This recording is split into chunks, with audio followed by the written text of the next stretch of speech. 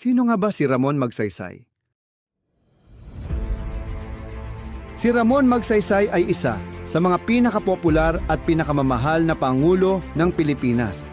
Kilala siya bilang Pangulo ng Masa dahil sa pagiging malapit niya sa ordinaryong Pilipino at sa kanyang simpleng pamumuhay.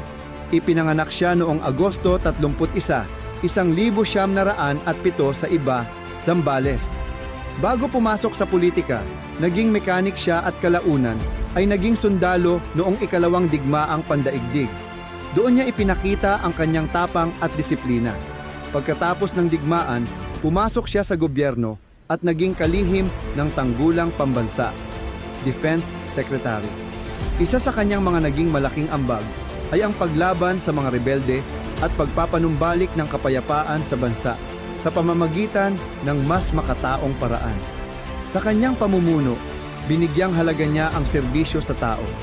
Siya ay kilala sa pagbubukas ng Malacanang sa karaniwang mamamayan. Parang bahay na maaaring lapitan ng mga tao.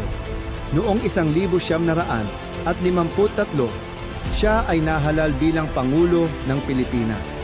Sa kanyang administrasyon, naging maayos ang ugnayan ng gobyerno at ng mga mamamayan dahil sa kanyang tapat at simpleng pamumuno. Isa sa mga katangian niya ay ang pagiging totoo at madaling lapitan. Kaya maraming Pilipino ang nagtiwala at sumuporta sa kanya. Ngunit noong Marso 17, 1957, namatay siya sa isang plane crash sa bundok Manunggal sa Cebu na naging malaking trahedya sa bansa.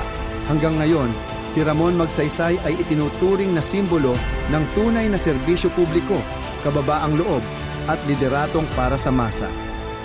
Gusto mo ba ng mga ganitong content? Dito lang yan sa channel ko kaya mag-follow ka na.